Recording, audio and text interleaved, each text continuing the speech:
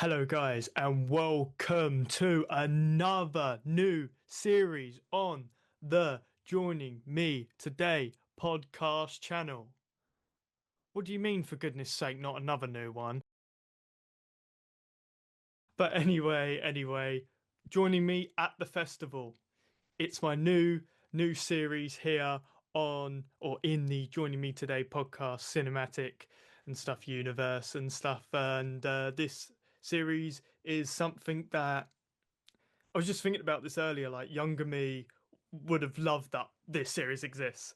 You know what I mean? Like, I know younger me would have loved the main podcast, but like something like this is just, it's just that extra something special and stuff like that. Like with the main show, a lot of it can be done, you know what I mean, over Zoom and stuff like that, whereas this series is about doing interviews at actual music festivals, which is so awesome.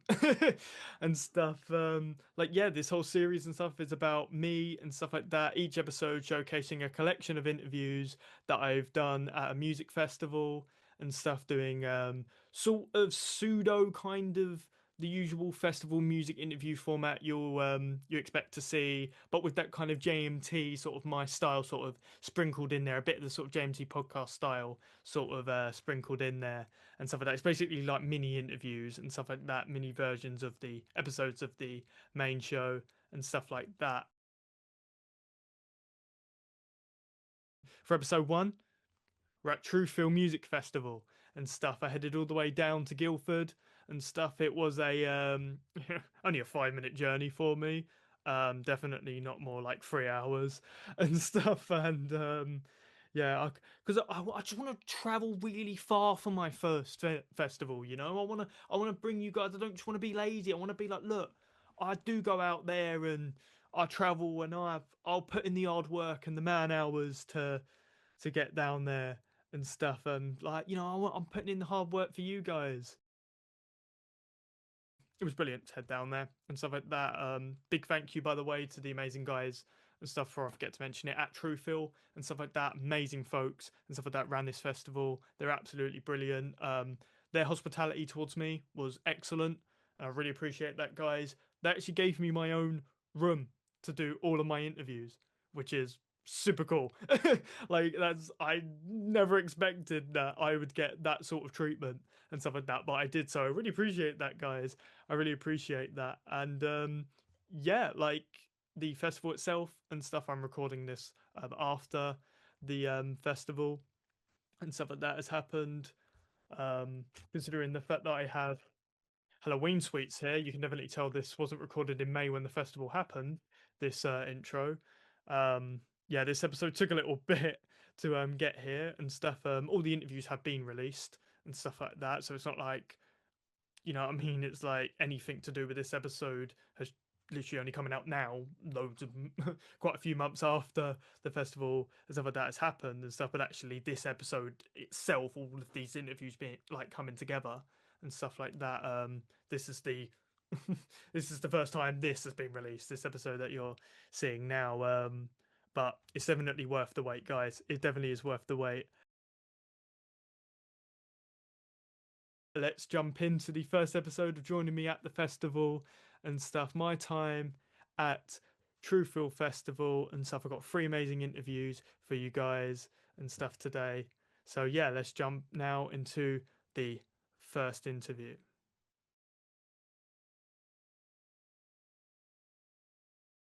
And the first band I've got up and stuff for this special episode of the main show, if you want to call it, I've got Severance. How you guys doing? Hello. Yeah, Thanks. doing good, thanks. Beer. Would you guys like to do a quick little introduction down the line and stuff like that, of your names and stuff like that, so people can get acquainted with yourselves? That's easy. I am Klaus. I do the angry mouth noises for the bands. KJ, I play guitar and write guitar. Yeah.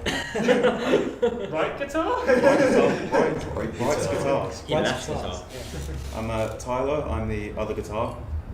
Don't write guitars. Take a shot every time you hear the word guitar. I'm Molly, I play the bass guitar. Hey. I'm Chris, as usual, I'm at the back, I play the drums. I've got to say, I love that commitment to the bit. That was brilliant. That was absolutely excellent. Oh, I'm going to love that in editing, I know I am. I'm laughing right now and stuff. But Bailey, go to sleep. I know you're editing this at 4 a.m. But anyway, and stuff, yeah, like tell us and stuff like that a bit and stuff. We've obviously done a little introduction for you guys and stuff. Tell us a bit about sort of who you guys are and stuff like that, what sort of style of music you do, and yeah, just tell us a little bit about yourselves. I'm drinking beer, someone else. Well, I'm at the back, but I don't normally get to speak, so I'll come. Time to shine. I'm going to break through here. So, I think the easiest way of describing our genre or style of music is if you've ever played any kind of Soulspawn game and wanted to rage quit, throw a controller through a wall, or just in general play Soulspawn games. Our music is based around those kind of games. The lore of the games. That's kind of our genre in let's say deathcore-y. I'd say it's like groove deathcore. Yeah. It's like deathcore with riffs. That's it. Yeah. Funky deathcore. Yeah. It wasn't always like the Soulspawn thing. Like, I think we started. I say we. Yeah, I guess it was. It was just us. We started Severance like pre-COVID, during COVID. So like in the bedroom, I was learning vocals at the time, and I was like, I can make this noise. Write me a riff, and it was just like I don't even remember what we were writing about. Just anything that came together. It like angry stuff. Yeah. If the word rhymed, it went. And then, when the world started becoming habitable again, we were like, let's actually make it into a band. I think I was playing Elden Ring at the time, and I thought, I'm going to rip off so much more here for lyrics. And then, we released our first song that had those lore implications, and since then it was just like, this works, we're going to make this a thing, and we're just going to pretend like every other song before that never existed. It's kind of like our songs at the moment now, like the ones we're writing, are like kind of it follows its own story. Yeah. It's like a cool concept. Isn't it? Yeah. Which is, I think the hardest part about that is keeping it consistent, because like, as I'm sure any musician that you will ever interview, they'll tell you that they'll just start writing songs when they're out and about. They'll have like a groove in their head and they'll put like this word with that word to make it rhyme, and then I'll message these guys, but I've got this cool song. I'll get a message of him just being like, how does this fit into the law? I don't know yet. It's just sounding good. You know what I'm imagining in my head as well, like you were saying about getting ideas in random places. I just really want you guys to sort of be like, oh, one of us was in Tesco, we saw a meal deal, and then a song came from that. I just want to think the most randomest thing of like out and about, you're like, let's do deathcore about sandwiches or something. Honestly, when I saw the increase of the meal deal, I very nearly on the phone to these guys, just like, boys, you'll never guess what. I guess you could say you hope that it was a human error from someone on the till. It is. I am too proud of that joke. Thanks for making a much better joke while I'm making my joke. I appreciate that. But sort of speaking about Soulspawn stuff and all of that, that's really cool. Obviously, it's become quite relevant now. Sort of Soulspawn games, like for a while, it was kind of felt like it was a very niche thing, but with Elden Ring, it blew up. Like everyone's talking about it and stuff. And it's so cool that you guys were so inspired and stuff like that by those sort of games. Whatever. Like, what is your sort of history and stuff like that? Are all of you guys into it? And what's your history with the series and stuff? I play games on easy. My guy. Translation: he's never played one. I have, but I've given up on all of it. I think, to be fair, I think the first person that did it was you. You were the first person who was playing Souls games, like way back when, and then you stopped because it was too hard, and then I picked it up. Yeah, and I picked it up, and I remember my first Souls game was Dark Souls 3. I kept on dying to the tutorial boss. I snapped the disc. I was like, I'm never playing this again. About a week later, I was like, I will beat it. So I bought it again, and it just all went from there. Yeah, you're like a Souls master now. Like, Yeah, so, I think you two are more into Souls than the rest of us, but I remember I did break at least one controller playing 3. It's horrible. I've played a lot of Elden Ring, got to a certain point, Captain dying to the sodding fire giant, and went, haven't gone back to it yet. Get good. Just on sabbatical, that's what it is. I'm on a small break. I'm now just thinking of like I've got my own trauma now from playing the game because I've only played the first one and it took me so long to even figure out what was going on and I never went back to it and I'm like that's why I'm scared to play Elden Ring because I'm not spending 60 quid on this game that I will get about 2 minutes in and then I'm done. So. What you need is like a friend to take you through it, like just once, and then you'll love it, and then you'll play it like 20 times. Like we've done like what 6 run-throughs. Yeah, I think we're at the point now we're just speedrunning it. Yeah, it's great. And each time we play it, we're just like, let's make a really cool song. And it's funny because like, so we've known each other for absolutely years, and we've always thought like, if we were ever in a band, we thought like, we never take it seriously. It would just be about like inside jokes and whatnot. And now we're here, we're like, yeah, we probably shouldn't do that. we went to like a shopping centre, like when we were like what, 18. Something like that, and we were just playing guitar, like trying to be cool kids, and this... We're still trying. Yeah. This caretaker came up and he was like, oh, you guys like playing anywhere, like any festivals? And we said like, oh yeah, we played a Download Festival. Obviously we weren't. Obviously. That's a lie, you just made it. Yeah. But now, like, we're so close to playing Bloodstock. You know, it could be like a... Yeah, you guys are in the Metal of the Masses, isn't it? I think it's the Southampton finals. In the final, yeah. It's crazy, man. It's so exciting. That was such a mental time. Like when I think Tyler was saying downstairs that like we didn't. Not to sound like arseholes, we never really took it that seriously. It was if we win, we win. If we don't, we don't. And then they said our name, we were just like not getting your hopes up, really. Yeah. Didn't know what we were up against. That's it. Somehow we're in the finals now. We're all going, Yeah. for God's sake, that means we might actually have to play Bloodstock. I think me and Tyler are both thinking, great, now we're going to have to try and book it off. Oh, for God's sake. We need to drive there now. That's not the worst part about being like, well, I say being in a band, but like when you want to like take your band seriously, that's honestly the worst part. You don't really think about details like booking time off work, how you're going to drive there, and what I'm basically saying is I hate being an adult. Yeah. I wasted so much time as a baby, like not doing anything when I should have been out buying land. Like, I don't know where to take this from here. We've got a tangent a little. yeah. Speaking of Bloodstock, speaking of doing live gigs and stuff like that, obviously this is joining me at the festival and stuff. I'm going to keep doing that every time I say it, apparently. But Have a zoom in on your face. we could make it all like 3D and stuff like that. Yeah. Like they tried to do it. Each time you say it, it's like a in Microsoft PowerPoint, the different transitions every time.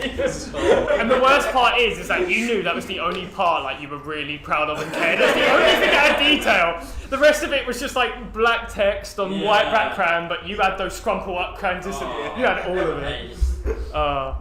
Why did I fail my A-levels again? Oh yeah, that's right. But speaking of live shows and stuff like that, for your style of music, live it's a big part of it, isn't it? Yeah. Definitely. Tell us about sort of like what it's like and stuff like that, performing on stage and stuff like that, and what it means to your kind of style of music, that deathcore style and stuff like that. Warm.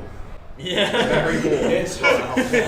Even if we're in the middle of winter and it's -5 degrees outside, we will all come off stage drenched in sweat. Yeah,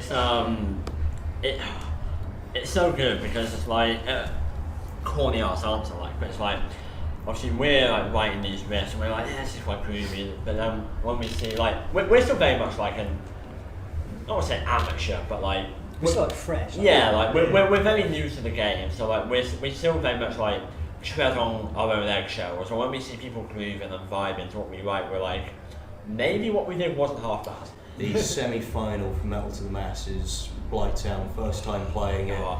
We get second note into the song, whole crowd was going. We wrote that song for Jesus, give it chills. as well.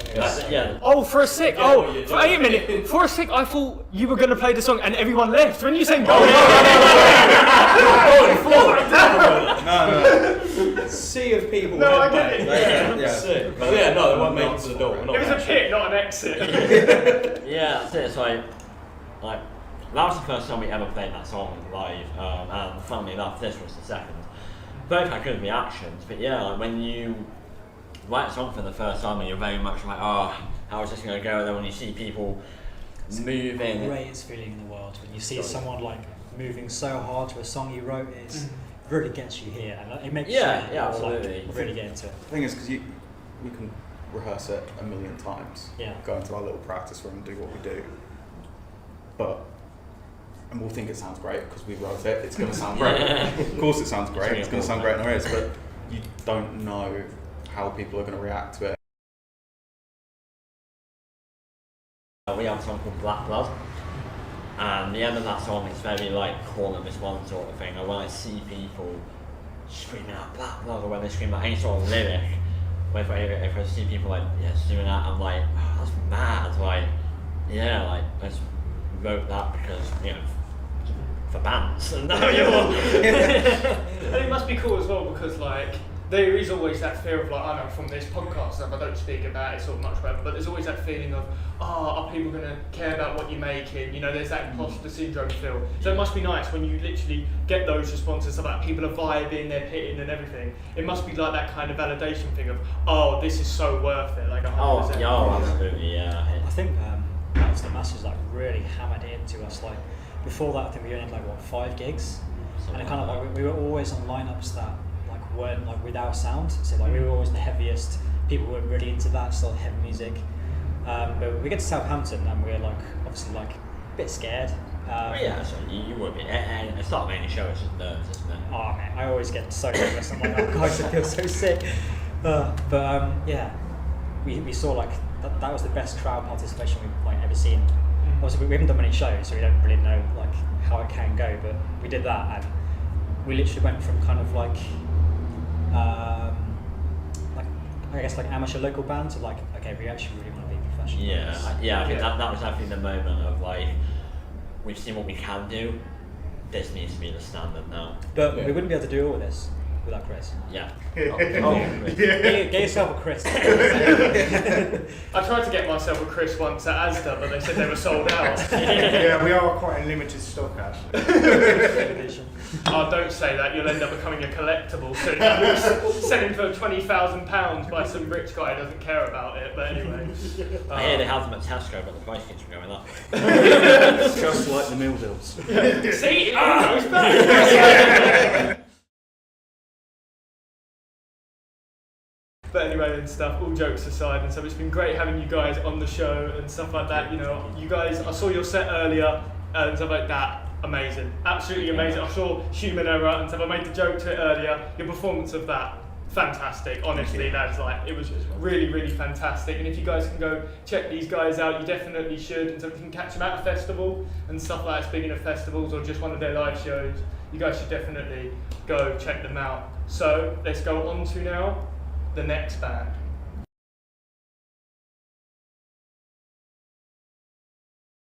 So guys, I'm back again here with the Joining Me at the Festival sideshow for the Joining Me Today podcast, and now I'm joined by the wonderful guys from InRetrospect. Let's fucking go! I'm gonna hate editing that and editing. That's gonna be so loud. I really wanted to look over here at the mic so how much it peaked, and I was like, that is gonna hit the 20 decibels.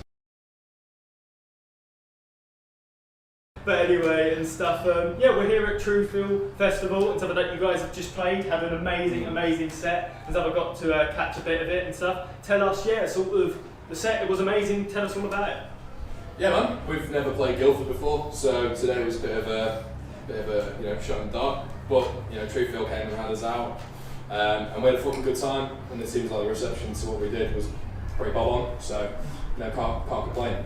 Good vibe, a lot of fun. You can tell as well, like the room, like the energy you guys put out, it's obvious. It's right there, you can see it and stuff. We was actually chatting before, weren't we? I was saying and stuff, I feel like you guys are a band that should be and stuff like that. If somebody said to me, you guys have 200,000 monthly Spotify listeners, I'd go, well, of course they do. Like, look at them play. Like, and I'm not even just saying that. You know what I mean? I don't mess around with stuff like that. Where they at?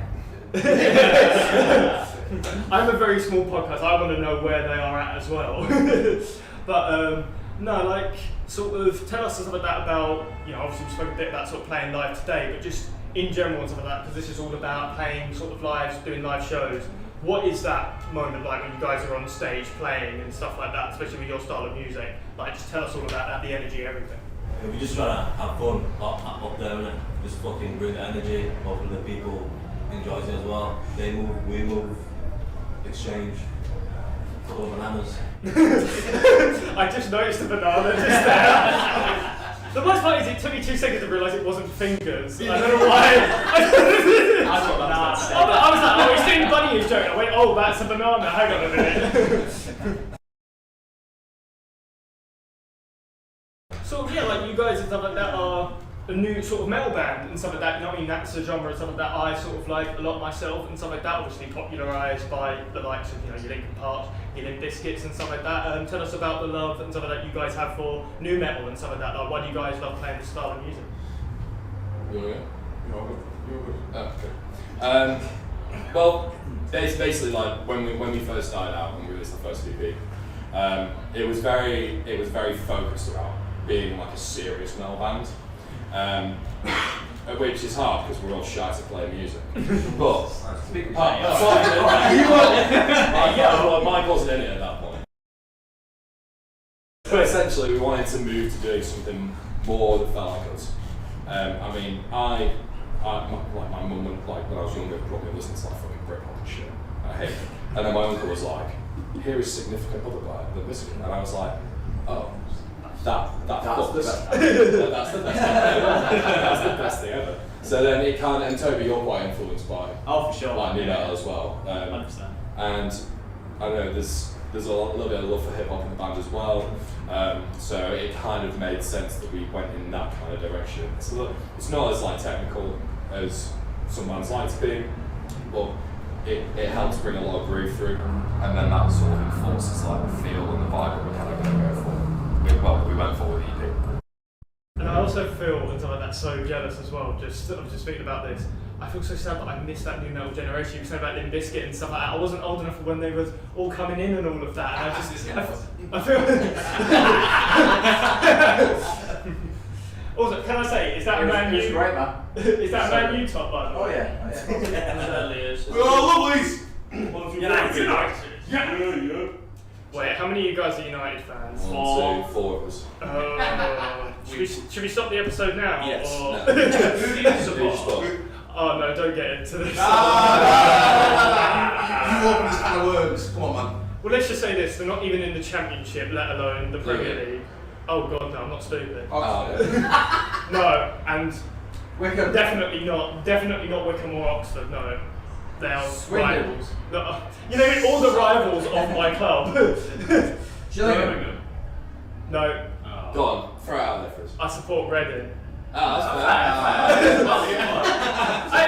Hey, Dave Gibson's a legend. He is actually. Dave Gibson is actually a legend.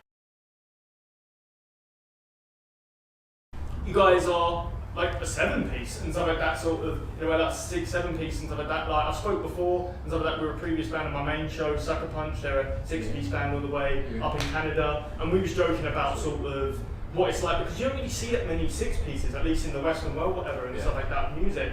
What's it like having basically so many people on stage and all working together? Like, what's it like that 6-piece experience or 7-piece experience? It's a bit funny because like basically we are just a 5-piece, but these guys are with us like every step of the way. So like The class is it just like I've never been so close to so many people that aren't in a band before, but in a band, and these guys are fucking great. Like Aaron, you've been with us for like pretty much last year now. Kevin did our set download for us. Ash came out to Europe with us. That was the first time he came out with us, and since then, and then obviously Mike's just joined us pretty recently since Drake. You guys are more than me. Mike's definitely. Come to Europe more. Mike's definitely. In the He's in the band. band, yeah. He's saying he's not actually in. But it just, I know obviously we are a 5-piece, but it feels right to just bring everybody in because we're all part of the same project, if that makes sense.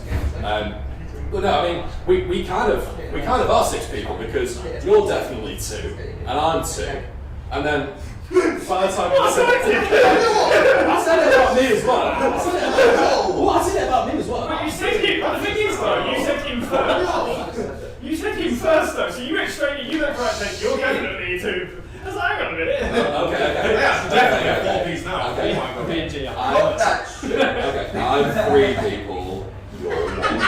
It's alright, you dug that fucking grave. No, fucking. No.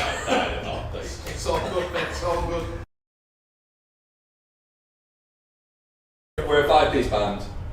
It's good that we've got these extra 2 people with us as well, because they bring such an element to our live show that we couldn't do without them. In terms of Ash makes us look fucking great on and off stage. Aaron makes us sound fucking good, which is why if you enjoyed the set today, it's all down to him. We actually, if you take Aaron away from his desk, we sound like shit. So you're essentially both the glue on. So that's why we got. That's brilliant. And sort of one of the final things and stuff, because we're speaking about festivals and all stuff like that. Download Festival, you mentioned it and stuff. Download Festival playing in front of 10,000 people. What was that like? That must have been amazing. You want to start because I've done a lot of talking. Crazy. Getting in trouble. Is that? It was crazy, yeah. So, like, I never really get stage fright, okay? And I feel like these guys will probably like add to this as well, but like the download one, I was properly shaking for it, to be fair. I had no idea what to expect. Never been in front of that many people, like not even a fraction of it. But as soon as you walk out onto that stage, it all just disappears, man. Like you just get into the zone and you just have a bloody good time. And that's what we're all about, to be honest. Like as soon as we get on stage, it's all about just bringing that energy, you know, and bringing the good vibes. And you'll see us on stage always like fucking dancing about, you know, trying to just have a bit of a shimmy, have a bit of boogie, as well as like mosh about. And I think that's what we try and bring, basically. So we're trying to do a bit different, you know, just try and keep the energy, but keep it all positive and keep it all like light and dancey, I guess. Yeah. But yeah, download was unbelievable, crazy experience. Yeah, I think that's a bucket list for a lot of us. Yeah. I was going to say, was it a bucket list thing? Yeah, Yeah. I think you're all for it. I just didn't think we'd get it so early on, kind of thing. Like if we were going to get the chance, I thought it'd be a good few years' time, but it came around like fairly quick, to be fair. So I don't know how prepared we were for it, but Very yeah, I think so. But again, it was very, very good. Yeah, it was definitely an insanely memorable experience. And to Toby's point, it is one of those things where like you just start focusing on setting everything up because you don't want to look at everything behind you. And that's what I did. Like I put up because we were looking after all the racking and gear at that point as well. So I put it all on, chose not to look at the audience, set everything up behind me, and then didn't look at everybody until I came out and pulled my guitar up with my head and was like, what the fuck's up? And I was like, that's a fucking lot of people! Bringing it back down. Yeah. And then just like walked off and I was like, I'm at you. Yeah, Why is everybody standing looking at us? they were probably thinking, who the fuck are these guys in blue silk? Yeah, man. Disco balls. Jumpsuit, ski masks. Yeah, man. I think we're just fairly like aggressive with it. Like we don't really take no for an answer kind of thing. Like if it's not a dead crowd, but if no one's really moving, like we just make a point of by the end of the set, it will be moving. Yeah, and to be fair, not that today was a dead crowd by any means because everyone was banging their head and having a good time, but there wasn't much of that floor presence. But we don't leave that fucking stage until it happens. So I mean, you fucking smashed it today. Like again, literally, I've never seen a room of people dispersed so quickly before. Honestly, that was one of the craziest pits I've seen. It literally was the whole room, people were circling around. Yeah, to be fair, I've never seen that. It's I crazy. thought there might be like 3 people going like that. Yeah. And there was one guy who like just took his bag off. I was like, oh shit, he means business. Yeah. And he was like, right, fuck it, let's go. Alright, okay, yeah. I sort of just put it in front of the stage and I was like, this guy knows what's up. But to your question, like that kind of experience happened within Download as well. Like we started, there was a few people that came to see us, obviously that we kind of said, oh, big deal, well, if you're at festivals, they did. And genuinely, I think my favourite video for me, the whole thing, the experience is amazing, but there's a video from the end of it, and it's you doing the breakdown of Who Cares at the end of it. And the full centre of the tent is just in a fucking smile. Yeah. And it's just like, why do let's just do it every year. I had the wildest man. He came up to me after. He said, as soon as I saw you run off stage, I thought it's going to happen. Yeah. I think we managed to get like some words in, and then some words were like completely cut out. Yeah, there was like, on the video, you're like, tell someone who can. You basically had a CD skip in real life. Oh. But yeah, the download's crazy. That's come to the end and stuff like that of another fantastic interview and stuff. It's so great having you guys on and stuff like that, chatting, having a laugh with you guys quickly and stuff like that. If you guys want to do some shout outs and stuff, what you got coming up next, whatever, and stuff, some other shows. Other than that, it's just sort of, we're planning a year ahead, we're writing at the moment, so it's just, it is what it is. just so you know, I missed Giant Walker for this. Yeah. Thanks, man.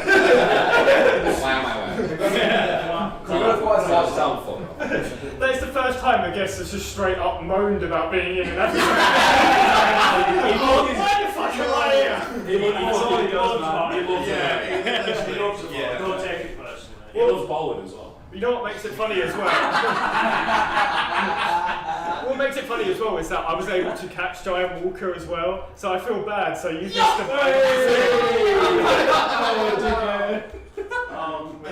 friend of the show, Giant Walker, like check their stuff out and stuff. Yeah, for sure. But anyway, this has been another fantastic interview and stuff like that with, and stuff like that in retrospect with this one and stuff. And we're now going to be. It'd be funny if you went, actually don't even listen, don't bother introspecting. But we're going to be moving on now to the next band.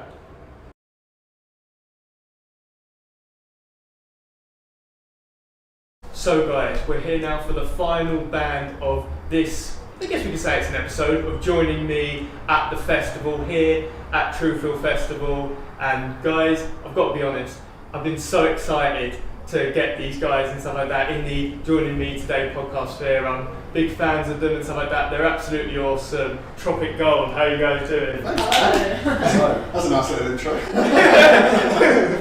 Thank you. Yeah, you guys are amazing. The latest EP, amazing, honestly. And the success of that, like, sorry to talk numbers, whatever, it's been like incredible and stuff like that. I feel like you guys, like, you're on that trajectory and that's going up like that. Like, what's the success of the EP been like? 'Cause it's been like absolutely amazing.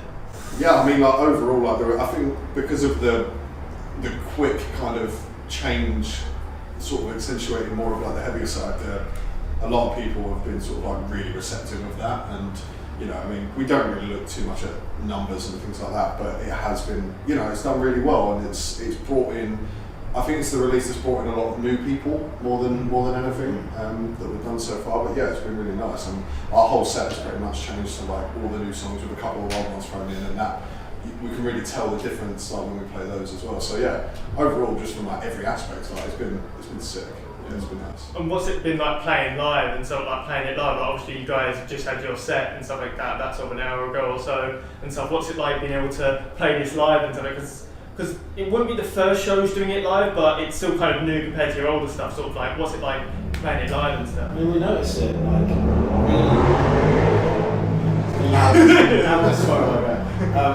you know, I think we notice it within the same set anyway, because we do still play like some legacy tracks, you know, and we kind of notice the feed maybe of energy from the crowd, and the newer stuff, the crowd seem to engage, you know, a lot more with it. They definitely engage with the older tracks too, and they have their place in the set. But I think what Josh was saying, so people kind of just really get on board with like some of the heavier stuff. Yeah, I like it. And I've got to say as well and stuff, talking about legacy tracks, I've got to speak about it because I know I forget to speak about it like we used to. That song is so good, like That's a rogue one, man. That's an old track. That's really old. but it's honestly, it's my favourite song from you guys. I've got to admit, No like way. honestly, yeah, and stuff. Sort of tell us sort of a bit about that song. That one. Oh my god. Bloody hell, mate. I can't think that far back. That was when we were doing that EP.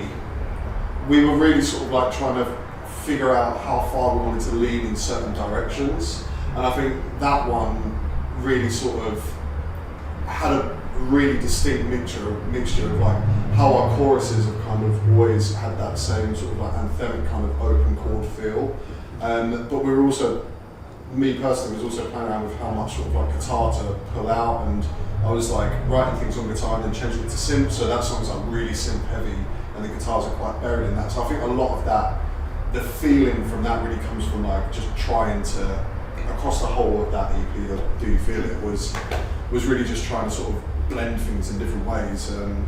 Yeah, and I think it's sort of like, there's always been like a theme, you know, you can put any of the songs in a playlist and they'll near enough kind of all sound like us, but I think there's that clear development towards the newer stuff where you can see from the earlier stuff where it's come from, if that makes sense. So yeah, that's a throwback. That's an old song. Yeah, I mean, we haven't played that. Have you even listened to that? Yeah. That's I can play it. Wait, I've got to pick up on that. You guys have never played that live?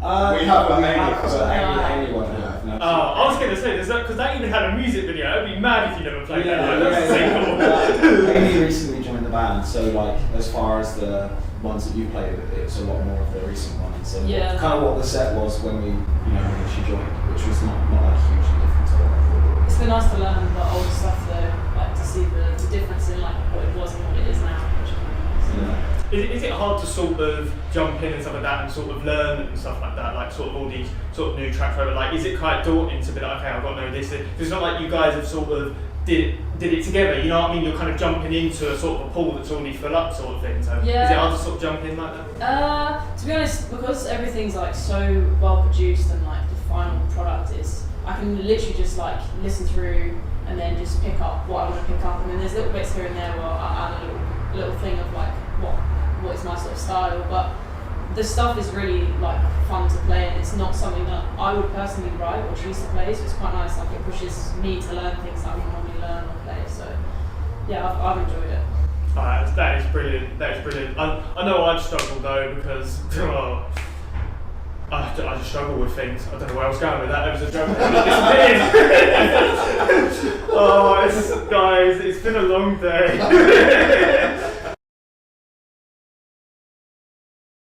We spoke about sort of past work, spoke about present work.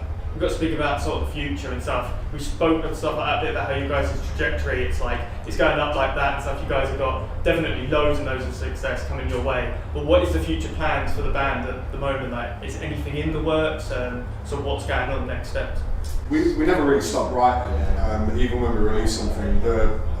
Over the period of releasing all the tracks from Six Death and everything, like, you know, you focusing a lot on like the releases and stuff, but now it's out, it's very much like we're back to sort of like, we never planned for Six to Death to be like a 8-track with an intro, you know, a couple of these like smaller mini songs thrown in there. That was never the plan, it was always just going to be another 6-track. So there was a lot, there was songs that had been like butchered and turned into like these interludes and not even interludes, really like mini songs, but so we never really know what the final product's going to be. Like, our heart is very much in a place of like, cool, X amount of tracks is going to equal our first album.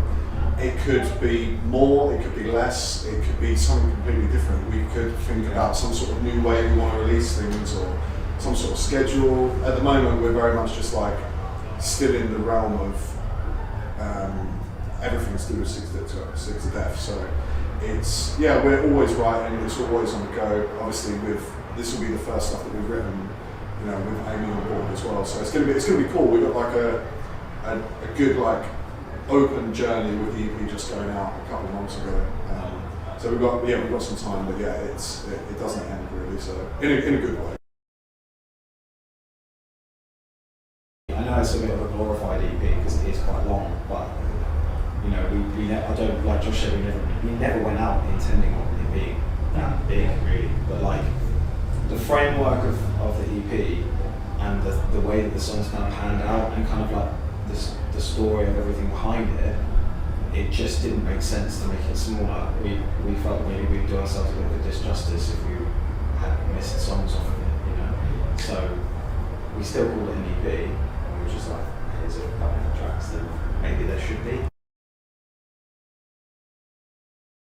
We have like some like minimum expectations of what we want to be able to like release next, which is like, you know, what is in the works now and all the conversations are around now at the moment.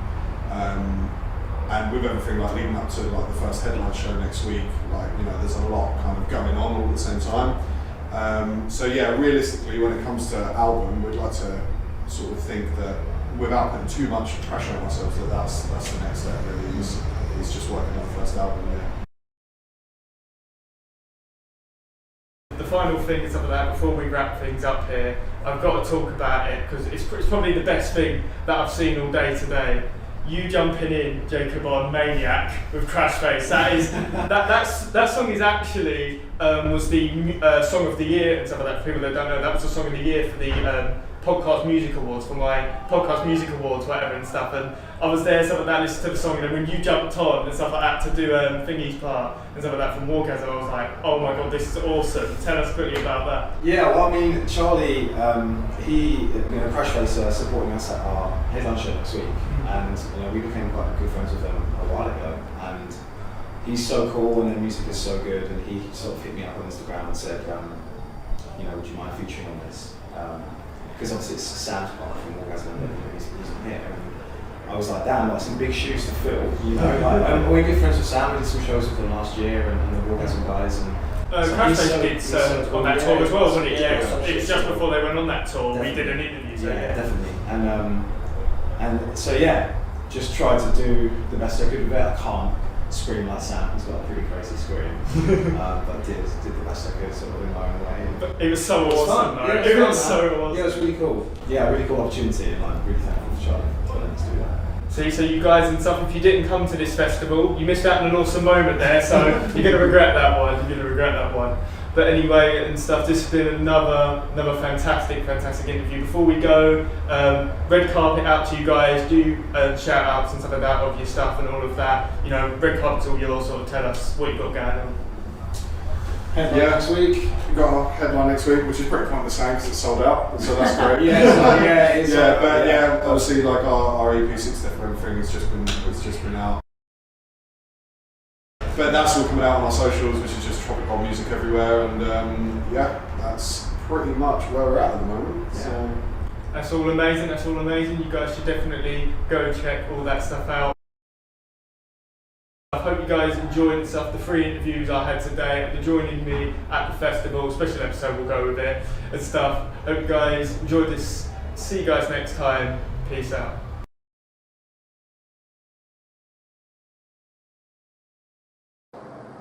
Can we do something like very quickly, like because he likes bowling?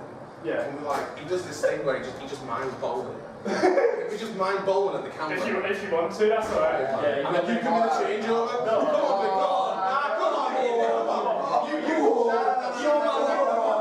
Come on, big dog. Come on, big man. You started saying shit, so you're gonna bowl to the camera. Come on. Go on. How the fuck do I get?